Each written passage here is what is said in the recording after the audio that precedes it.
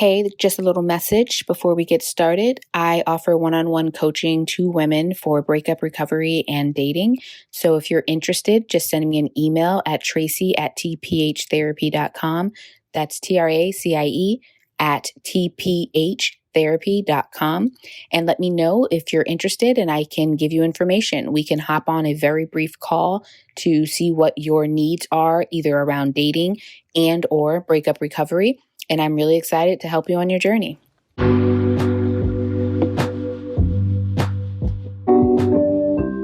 Hey, I'm Tracy Pinnock, and welcome to the Bitter to Better podcast, where I talk all things love and life that help women live better after breakups. I'm glad you're here, and let's get into it.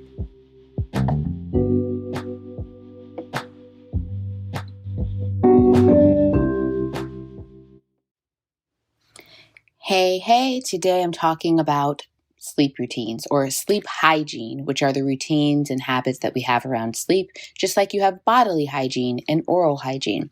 So when I work with people, I oftentimes assess what I call the 5 basic areas of self-care.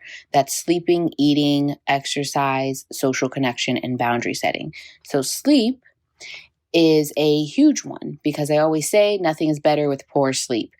With poor sleep, everything else is worse. It's hard for you to have energy, for you to think clearly. It impacts your mood, motivation, all of these things. So when we think about trying to have or build healthy lifestyle habits in the way we eat, the way we move, the way we connect with others, it becomes hard to do that sustainably if we are not sleeping well, because we then don't have everything we need to be on top of being physically active and making sure we're making good food choices and making sure we have the energy to talk to other people and, clean our house, things like that. So today I want to talk about sleep routines and helping you build a sleep routine. It's something that I do with, probably about 80% of the people I work with, because oftentimes people find that they're not having the best sleep habits, and then that's impacting their ability to have a good morning routine. There's a past episode, and you can check the show notes of this episode to find it, but there's a past episode of the podcast about building your morning routine. And something that is very important to know is that your morning routine is impacted by what you're doing the night before. So it's important for us to talk about sleep hygiene and sleep routines. So I encourage you to get some pen and paper, a notebook, or something to type with so you can create your own sleep routine from this episode. I like to have people get a piece of paper, label it sleep routine. And then we are going to create a sleep routine from the most ideal circumstances, meaning it may be something that is uncomfortable or challenging for you to do now, such as set an earlier bedtime or do shutdown time an hour before bedtime, and I'll explain all of this. But I'm going to lay it out as you want it to ideally be, and then I tell people to consistently, like on a nightly basis for 1 to 2 weeks, try it out so that you can get data about what is and isn't helpful to you and see where you might want to make some tweaks. But get your pen and paper and write sleep routine.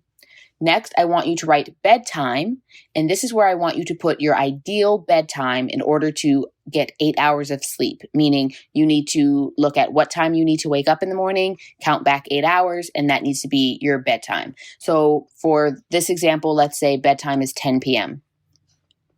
Under bedtime, you're going to write wake up, which for this example would be 6 a.m., 8 hours from 10 p.m., and then under that, you're going to write shutdown time.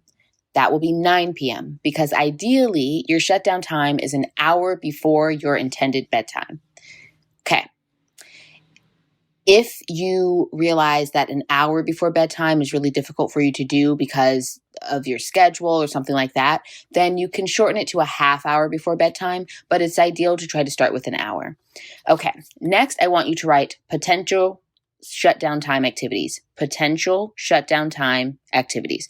This is where you're going to brainstorm about any and everything that you have come to find is a soothing, relaxing, calming activity for you, and that could realistically be done before bed. So I want to be clear. This does not mean it's something that you currently do. You could have been someone who liked to paint in the past and you've stopped doing that.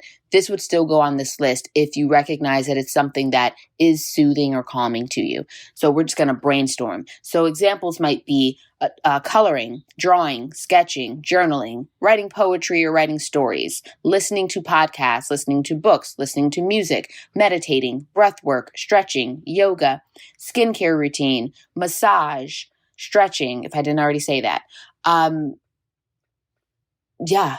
Any of these sort of things would go on this list if you find them calming or soothing to you, even if you don't currently do them. Because what we first want to do with this potential shutdown time activities list is get as large of a bucket as possible to pull from in order to actually put together your sleep routine. So the next thing here that we're going to do is actually just write out the activities from this list that you want to try to do every night as your shutdown time routine. So remember, what we're doing here is saying, okay, for this example, at 9 p.m., I'm going into shutdown mode. So what are we not doing during shutdown time? We're not having any screen time of any sort. We're not on our phones. We're not watching TV. We're not on the internet. We're not watching YouTube. None of that. No screen viewage. We are trying to, not have blue light going into our eyes and therefore our brains, keeping our brains active.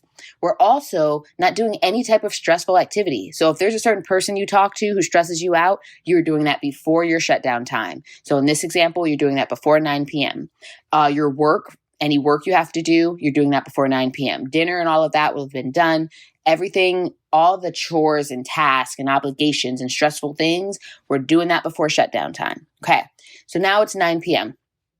You want to ask yourself, how do I want to start my shutdown time?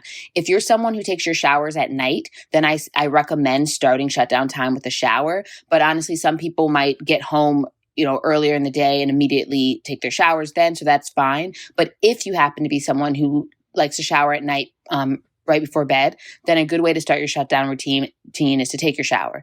Then maybe you go into your skincare routine if you're someone who has a skincare routine. And then you bring yourself into your bedroom or a calm, soothing place, and you start doing some of the other activities. So if you like to, let's say you like to read and you put that on your potential activities list, maybe you decide to read a couple of chapters of your book and then maybe do a 10-minute meditation. And that's it. That could be your shutdown routine. At 9 p.m., I take my shower, I wash my face, I read my book, I do meditation, and I fall off to sleep. I can meditate in bed, I can meditate outside of bed, whatever I want to do, and boom, there we have it. So you can put whatever you want in these, as far as put whatever you want into your shutdown time routine. But they need to be calming, soothing things that are not keeping your brain super active. So just kind of keep that in mind. And then I want you to try it out every night for a good week or so, just to see what happens, just to collect data, just to say, oh, it's helped me get to sleep faster, or it's helped me stay asleep throughout the night, or it's helped me feel more well-rested when I wake in the morning. Because what I usually ask people when I assess their sleep is, are you having any significant struggles with falling asleep, staying asleep, or feeling well-rested when you get enough hours of sleep? And doing a shutdown time routine can help improve your overall quality of sleep in all of these areas. Okay? So now let's move on to the next part of this, which is what you do if you wake in the middle of the night. Do you like what you're hearing? Are you picking up what I'm putting down? Want to help the pod?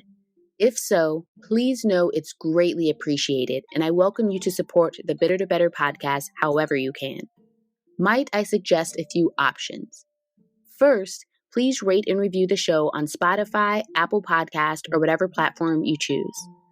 Next, how about sending this podcast to one friend who you know could use it? This way, she can't say you've never given her anything.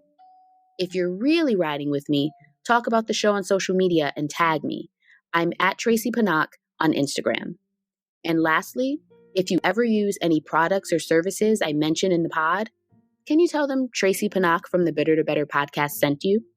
Please and thank you.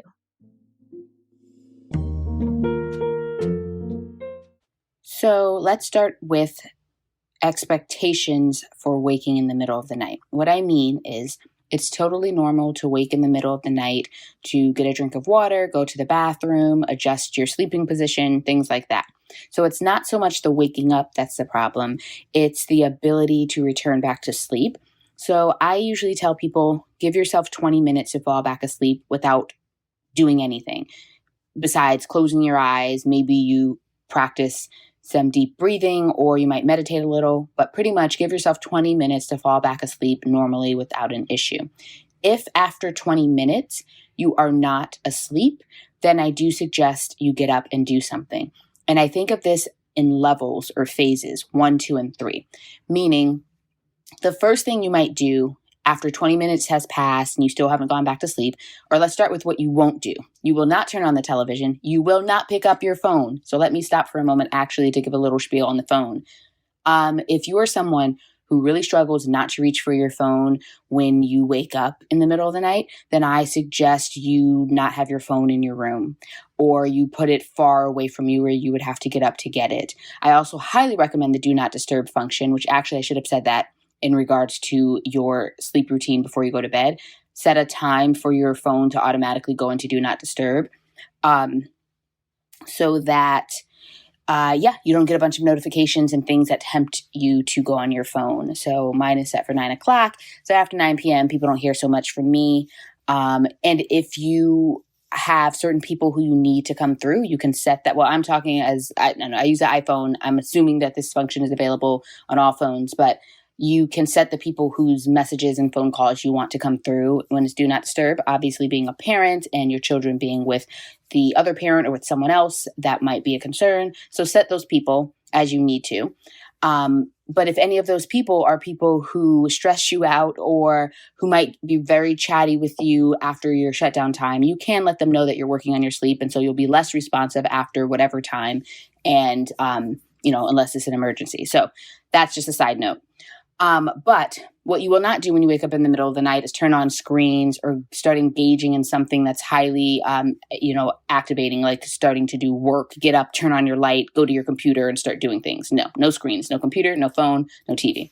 But what you can do, if you wake up and you realize it's related to like anxiety, racing thoughts, you're thinking about your to-do list, or you're thinking about something that happened earlier that day and it's going around in your head, or you're nervous about work tomorrow, or any of the things, or you had a nightmare, anything that like has you heightened, elevated, nervous, worry, anxious, then I suggest you start with a brain dump in a journal. So I do recommend keeping a notebook by your bed with something to write with, where you can write your thoughts, feelings, ideas, your to-do list. Like if you are thinking about all the things you have to do tomorrow, then put it on paper so you can get it out of your head.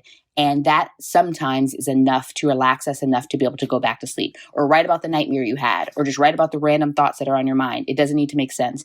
The idea is that you're brain dumping. It's almost like talking to someone and letting them know everything that's on your mind, but you're putting it into a journal. So that's step one. If after you do that, you're not feeling or you're not going back to sleep, then I recommend you engage in something that you might have done in order to go to sleep. So for instance, if your sleep routine that you put together, if it included something like reading a book or listening to a podcast, then maybe that's something, then you go to do that thing. So the idea behind this is, if I'm going to be awake anyway, I can start reading a book and I can be a few chapters into a good book, or I fall asleep within a chapter or two, which is the goal. One of those two things happens. And it's better that I'm just awake reading a good story than if I'm just laying in bed twiddling my thumbs, becoming highly frustrated. But if after you've been reading for a while, or listening to a podcast for a while, or listening to music or meditating, whatever the thing is that you're doing, and you realize, okay, it's been an hour, or I'm so many chapters in, or I'm on my second, third podcast episode, whatever, you get up and you do something. That's the final phase of this, level 3. I call it the chore challenge. You actually get up and do some sort of task in your home. Maybe it's mopping the floors, sweeping the floors, cleaning out the refrigerator, laundry, whatever. Because the idea is, if you're going to be awake anyway, you might as well be productive with something in your house. Or it's 2 a.m. and your brain and your body are like, haha, psych, we're not going to get up and mop. We're actually kind of tired and we're going to go back to sleep. So one of those two things happens. So that's kind of the level of escalation if you wake in the middle of the night and you're not back asleep within 20 minutes. You should get up and do something And I recommend kind of going in that order in those phases. Okay, that's that on the sleep routine. Just remember that whenever you are trying to form healthy life habits, such as a morning routine, some sort of wellness routine, sleep matters a lot. So it's really important that all of us work on our sleep hygiene, which are our routines and habits around sleep. And we want to have good sleep hygiene rather than poor sleep hygiene. And so that means being very conscious about what you're doing right before going to bed and really trying to engage in soothing, relaxing activities that are going to help prepare your mind and body for rest. All right, that's all for today. See you next week.